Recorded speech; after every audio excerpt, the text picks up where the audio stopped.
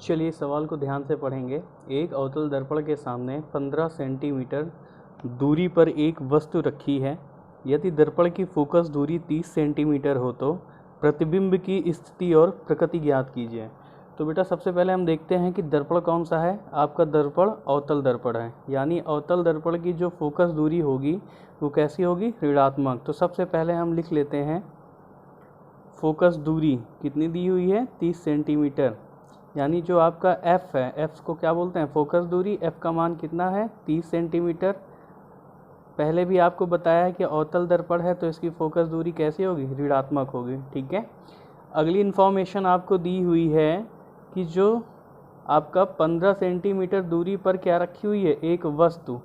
जब कोई वस्तु की जितनी दूरी पर रखी हो, यानी कोई बिंब हुआ, ये आपका एक वस्तु क्या है, बिंब है। ठीक है, बिंब है, इसकी दूरी कितनी है, 15, यानी ये किसका मान हो गया, u का मान कितना है, 15 सेंटीमीटर। वस्तु हमेशा बाईं ओर रखी जाती है, इसलिए इसका मान भी क्या हो जाएगा, ऋणात्मक हो जाएगा। आगे देखिए क्या लिखा है, प्रतिबिंब की स्थिति ज्ञात करनी है।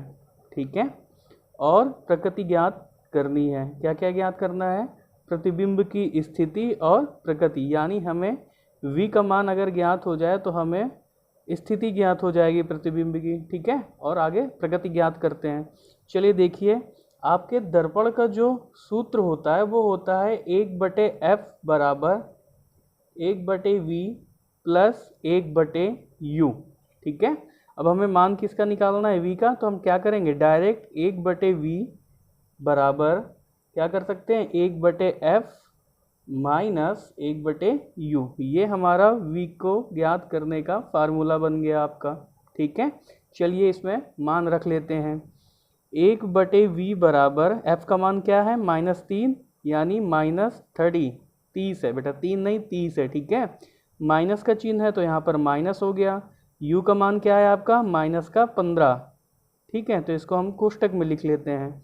आगे देखिए क्या होगा, 1/v इज इक्वल टू -1/30, और ये माइनस माइनस का क्या हो जाएगा, प्लस हो जाएगा। ठीक है, तो आपका ये हो गया 1/15। अब देखो इसी के आगे कर देते हैं हम। ठीक है, इसका एलसीएम लेंगे 15 और 30 का, तो आ जाएगा आपका 30। ठीक, 30 का भाग 30 में देंगे, कितनी बार जाएगा, एक बार। तो -1 में 1 का गुणा होने पर -1 ही आएगा। प्लस का चिन्ह है तो प्लस लगा दिया। ठीक है, 15 का भाग 30 में देंगे, कितनी बार जाएगा, 2 बार। 2 का 1 में गुणा तो क्या आ गया, 2 आ गया। तो ये टोटल आपका आ गया, प्लस की संख्या बड़ी है इसलिए क्या होगा, प्लस का चिन्ह आएगा, तो ये आ गया आपका 1/30। ठीक है, किसका मान आ गया, ये 1/v, यानी 1/v का मान आ गया आपका 1/30। अब हमको इससे v का मान निकालना है, तो v का मान निकालने के लिए संख्या पलट जाएगी, तो v का मान आपका आ गया 30 सेंटीमीटर। अब ध्यान से देखिए, आपका v का मान कैसा आया है, धनात्मक आया है। ठीक है, कैसा आया है, धनात्मक आया है। और दर्पण आपका कौन सा था, अवतल दर्पण। अवतल दर्पण में जब v का मान धनात्मक आएगा तो आपकी जो प्रकृति होगी, ठीक है, वो कैसी हो जाएगी, धनात्मक आने में प्रकृति हो जाएगी आपकी आभासी। कैसी हो जाएगी, आभासी हो जाएगी। ये क्या हो गई, ये हो गई आपकी प्रकृति। कैसी हो गई, आभासी।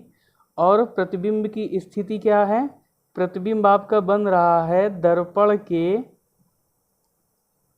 पीछे। कहाँ बन रहा है, दर्पण के पीछे 30 सेंटीमीटर पर।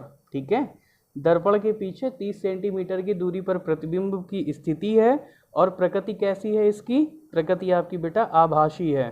प्रतिबिंब आपका कैसा बनेगा, आभासी का मतलब सीधा बनेगा इसमें। ठीक है, अवतल दर्पण में प्रतिबिंब आपका सीधा बन रहा है, और कहाँ बन रहा है, दर्पण के पीछे 30 सेंटीमीटर की दूरी पर। ये आपका आंसर हो गया।